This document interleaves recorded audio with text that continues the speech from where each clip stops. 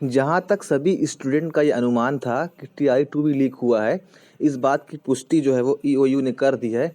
इतनी ज़्यादा cut off गई थी TI-2 में, जिसको देख करके जो पढ़ने वाले लड़के थे, जिनका एक्चुअल मेरिट बढ़िया बन रहा था, उनका भी सिलेक्शन नहीं हुआ। तो सबके ज़हन में ये बात आ गई थी दिमाग में कि क्या TI 2.0 लीक हुआ था, क्योंकि जब TI 3.0 पहली बार लीक हुआ था, उसके बाद से ये आवाज़ चलने लगी थी कि 2.0 वाली की भी TI भी लीक था, और ये बात कंफर्म हो चुकी है कि TI 2 भी जो थी वो लीक हो गया था। अब देखिए यहाँ पर, अब लेकिन इसका फ़ायदा क्या हुआ? जिसको तो नौकरी नहीं मिलना था, मान लीजिए कि जिसको नौकरी मिलना था, अब उसको एक बार निकाल भी लेते हैं, तो उसका इसमें क्या नुकसान होगा? उसका नुकसान तो नहीं, उसका तो फ़ायदा हो जाएगा, क्योंकि उसने तो पैसा कमा लिया और हालाँकि उसको वहाँ तक पहुँचना भी नहीं था, लेकिन वो फिर भी पहुँच गया। नुकसान किसका हुआ? नुकसान उसका हुआ जिसका वहाँ तक पहुँचने का हक था, वो वहाँ तक पहुँच नहीं पाया।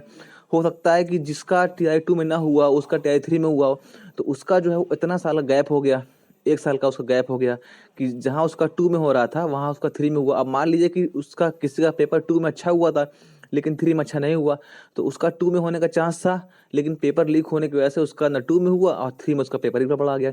तो मिला-जुला कर के जो पूरा का पूरा नुकसान है, वो TI-2 के अच्छे कैंडिडेट जिनका अच्छा नंबर आ रहा था, उनका ना होना जो है वो सबसे बड़ा नुकसान था। और फ़ायदा किसका हुआ?